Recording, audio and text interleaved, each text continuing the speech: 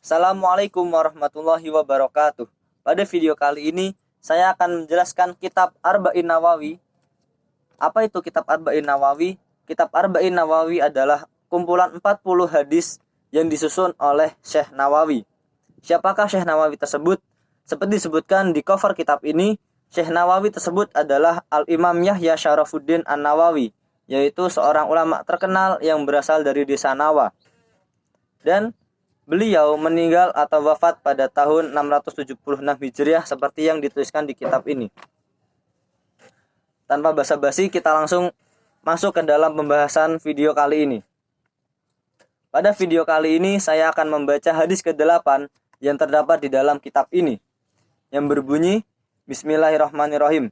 An Ibni Umar radhiyallahu anna Rasulullah sallallahu alaihi wasallam qol umirtu an uqatilan nasa hatta yashhadu alla ilaha illallah wa anna muhammadar rasulullah wa yuqimus salata wa yu'tuz zakata fa idza fa'alu dzalika asamu minni dima'ahum wa amwalahum illa bihaqqil islami wa hisabahum ala Allah ta'ala.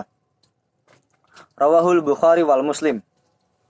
Yang artinya, saya diperintahkan atau Nabi Muhammad diperintahkan untuk membunuh manusia hingga mereka bersaksi bahwa tiada Tuhan selain Allah dan Nabi Muhammad sebagai utusan Allah, dan mendirikan sholat dan membayar zakat. Jika mereka melakukan itu, maka maksum atau haram darahnya dan hartanya kecuali dengan hak-hak Islam dan perhitungan mereka kepada Allah Subhanahu wa Ta'ala. Sekilas, hadis ini seolah-olah radikal bagi kita umat muslim untuk memerangi saudara kita yang non-muslim. Karena apa? Secara tidak langsung, jika kita mengartikan secara mentah-mentah, maka segala umat atau manusia yang tidak beriman, melakukan sholat, membayar zakat, dan tidak mengakui Nabi Muhammad sebagai utusan Allah, maka dia adalah kafir. Tetapi tidak seperti itu. Pada hadis ini adalah bentuk muamalah, dan di mana muamalah tersebut terdapat ilah. Apa itu ilah? Ilah adalah sesuatu hal yang ada atau tidaknya tersebut mempengaruhi terjadinya suatu hukum pada muamalah tersebut. Seperti halnya yang saya jelaskan pada video sebelumnya adalah hadis adalah bahan baku dari sebuah pabrik, dan di mana pabrik tersebut adalah usul fikih.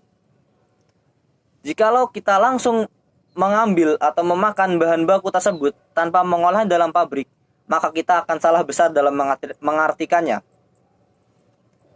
Tapi dalam sudut pandang usul fikih, hadis tersebut harus dipandang dari segi ilatnya atau syarat-syaratnya tadi, hingga terwujudnya suatu hukum yang jelas akan hadis tersebut.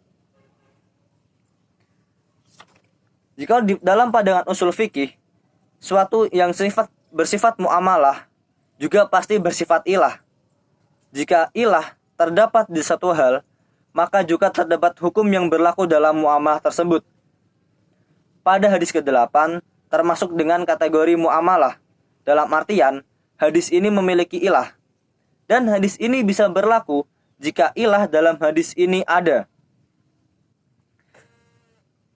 Ilah bisa dicontohkan atau diumpamakan seperti air legen atau air buah aren.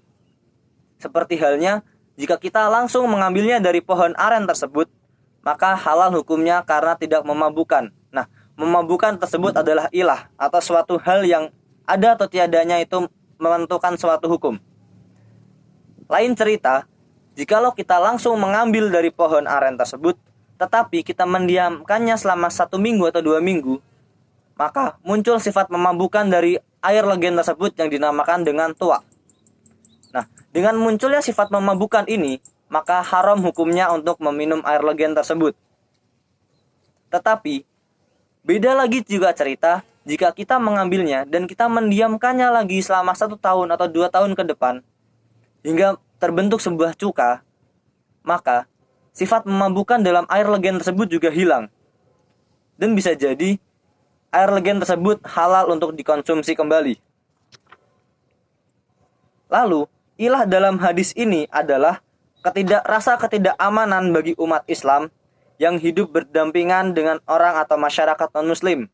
Seperti halnya pada zaman Rasulullah SAW, di mana umat muslim pada saat itu mereka dimusuhi, mereka diperangi hingga mengancam jiwa, harta serta keluarga mereka. Maka pada waktu itu hadis ini berfungsi sebagai tameng bagi umat Islam untuk memerangi kaum kafir Quraisy atau kaum non-muslim. Lalu, apakah hadis ini ditinggalkan untuk saat ini? Jawabannya tidak.